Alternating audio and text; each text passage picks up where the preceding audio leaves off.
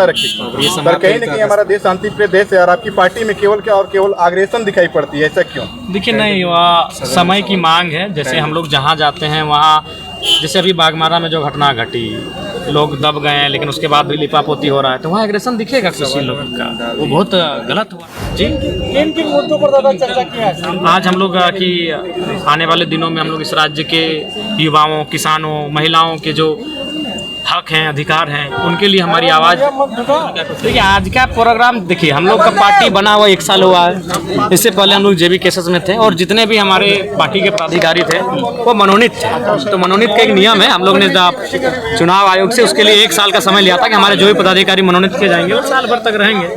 तो साल भर तो मनोनयन का समय पार हो रहा था, इसलिए उनका जो विधिवत प्रक्रिया है चयन की, उस प्रक्रिया के माध्यम से हम लोगों ने आज अपनी जो केंद्र कमेटी है, सेंट्रल बॉडी, उसका हम लोगों ने विस्तारीकरण किया।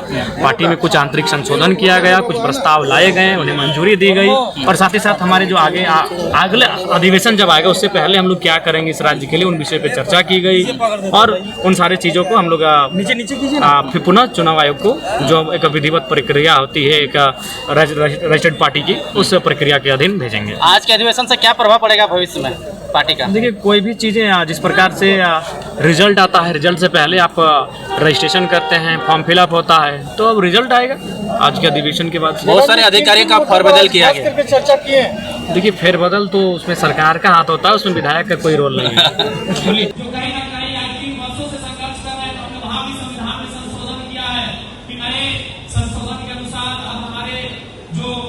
केंद्र कार्यकारिणी की जो समिति होगी उसमें 61 की जगह 131 अध्यक्ष समेत सदस्य होंगे।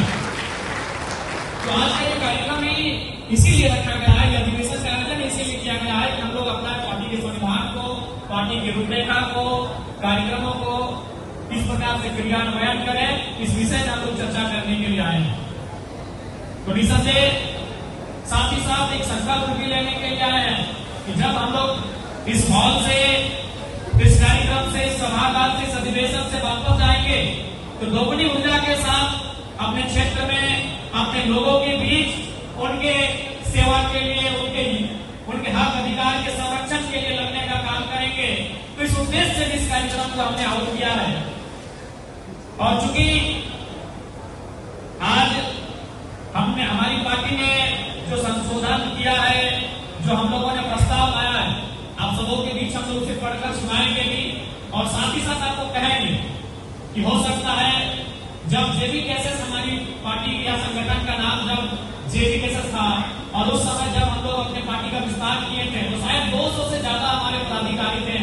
तो निसंदेह बहुत सारे ऐसे पदाधिकारी होंगे जो शायद केंद्र में ना दिखे, लेकिन निराश ना हो, हमारी जो प्रदेश कमेटी होगी वो केंद्र के बराबर ही होगी। इस बात को ध्यान में आप रखेंगे, चूंकि केंद्र और प्रदेश में अंतर तब होता है जब हम लोग कई राज्यों में हमारा संगठन है। तो आप भी जानते हैं कि हमारा संगठन केवल राज्य में है, तो उस हिसाब से जो हमारे जो पदाधिकारी या जो कार्यकारिणी होंगे, जो केंद्र में जो महत्व होगा वही हमारा प्रदेश में भी होगा। इसलिए इस बात को भी आप स्मरण रखेंगे। और जैसे ही केंद्र कार्यकारिणी आज हमारी यहाँ घोषणा होगी, उसके बाद हम लोग केंद्र समिति की एक मीटिंग बुलाएंगे और उसके बाद प्रदेश का घोषणा होगा, महिला विंग का विधिवत घोषणा होगा, युवा विंग का विधिवत घोषणा होगा, अल्पसंख्यक, अनुसूचित जनजाति, अनुसूचित जाति, तमाम जो विंग है उनका भी विधिवत घोषणा किया जाएगा। अभी तक विधिवत घोषणा जो आप सबों के बीच है वो 4 पदाधिकारी और 2 सहयोगी यानी 6 लोगों के बीच ग्रुप में आप जानते हैं, और बाकी 150 के आसपास हमारे जो फाउंडर मेंबर हैं। तो इसलिए बहुत सारे ऐसे नाम हैं जो हमने केंद्र में देखा होगा, शायद आज की घोषणा में वो नाम आपको ना दिखे तो उसके लिए निराश ना हो, उन्हें प्रदेश की जिम्मेदारी दी जाएगी और आपको खुशी होगी। क्योंकि आज जेपीएम के आने के बाद से अगर सबसे महत्वपूर्ण कुछ हुआ है तो आप भी जानते हैं कि अगर किसी को खरोच भी आता है तो वहां हम लोग आंदोलन तैयार करते हैं, उस परिवार को मुआवजा दिलाते हैं। उसके लिए हमारा यूनियन भी होना चाहिए, तो हमारे यूनियन का भी रजिस्ट्रेशन हो चुका है। अजय कुमार महतो जी उसके अध्यक्ष हैं। तो निसंदेह वहां की जो मैक्सिमम। जी, किन किन मुद्दों पर ज़्यादा चर्चा किया है? आज हम लोग की आने वाले दिनों में हम लोग इस राज्य के युवाओं, किसानों, महिलाओं के जो हक हैं, अधिकार हैं, उनके लिए हमारी आवाज़ सशक्त तौर पे हम लोग अपनी आवाज़ को बुलंद करेंगे। जयराम जी, आपका पार्टी आंदोलनकारी का पार्टी है, जितने लोग आंदोलन किए या संघर्ष किए उनको सम्मान मिला है आज जितना लगभग आप जाके फीडबैक ले लें। अब हमें ये नहीं कह रहे कि हम लोग 100% संतुष्ट कर पाएंगे किसी को। 1-2% अगर किसी की असहमति हो सकती है, लेकिन आप फीडबैक ले सकते हैं।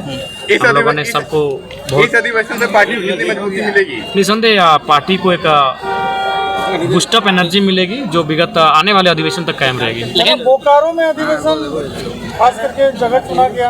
देखिए, धनबाद बोकारो हम लोग का सृजन भूमि है और धनबाद बोकारो को हम लोग पहले कार्यक्रम में प्राथमिकता देते हैं। लोगों का कार्यक्रम राजधानी में होता है, हम लोग बोकारो धनबाद को प्राथमिकता देते हैं। लेकिन जनता दुखी है कि इस प्रकार से बंद कमरे में आप लोग अधिवेशन कर रहे हैं। ना, देखिए, हम लोग जनता से माफ़ी चाहेंगे, जनता से माफ़ी चाहेंगे और इसीलिए हम लोगों ने किसी को सूचना भी नहीं दिया था। ना हम खुद सोशल साइट में टेलीफोनिक सूचना हुई थी, केंद्रीय कार्यकारिणी को भी टेलीफोनिक और फाउंडर मेंबर की सूचना हुई थी।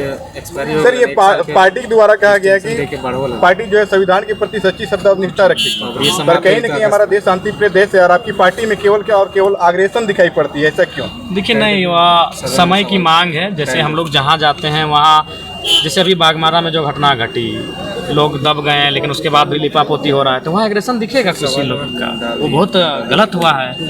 तो कुछ चीज़ें ऐसी आती हैं जहाँ एग्रेशन दिखता है। धन्यवाद। जेपीएससी का रिजल्ट है, क्या कुछ है? देखेंगे, अभी नहीं देख पाए चूंकि सर आपके समाज के बहुत कम लोग हैं जेपीएससी में चयन हुआ है, क्या कहिएगा?